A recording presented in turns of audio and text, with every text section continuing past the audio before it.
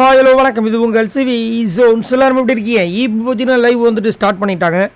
இன்றைக்கி வந்து விஜய்ஸ் எபிசோடு நம்ம எல்லாருமே ரொம்ப ஆவலாக காத்துட்ருக்கோம். காரணம் அந்த 3 ப்ரொமோலையும் வந்து பயங்கரமாக வந்துட்டு வேறு மாதிரி ஒரு இன்ஃபர்மேஷன் கொடுத்ததுனால இன்றைக்கி வந்து வேறு மாதிரி இந்த எபிசோடு இருக்குன்றதுனால நம்ம எல்லோரும் காத்துட்ருக்கும்போது இந்த வெள்ளிக்கிழமை எபிசோடை போட்டு விட்டாங்க.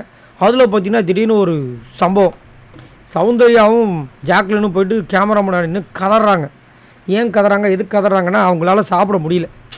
உப்பு இல்லாத சாப்பாடை ஒரு நேரத்துக்கு சாப்பிட்லாம், 1000 நேரத்துக்காக சாப்பிட முடியும். 2 நாளும் சாப்பிட்டுட்டே இருக்காங்க. நாக்கில் செத்து போச்சு போல இருக்குது. அதனால் ரிக்வஸ்ட் பண்ணுறாங்க. பட் பிக் பாஸ் வந்து சரியான ட்விஸ்ட் கொடுக்குறாரு.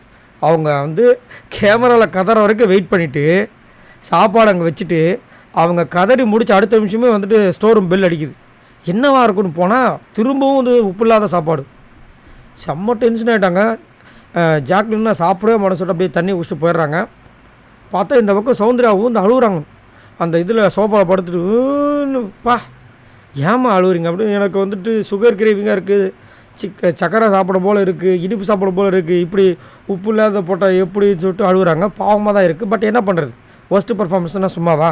எவ்வளோ பேருக்கு எவ்வளோ தண்டனைகள்லாம் கொடுத்தாங்க. உங்களுக்கு இந்த தண்டனை. அது மட்டும் இல்லாமல் அவங்களுக்கு காண்டு.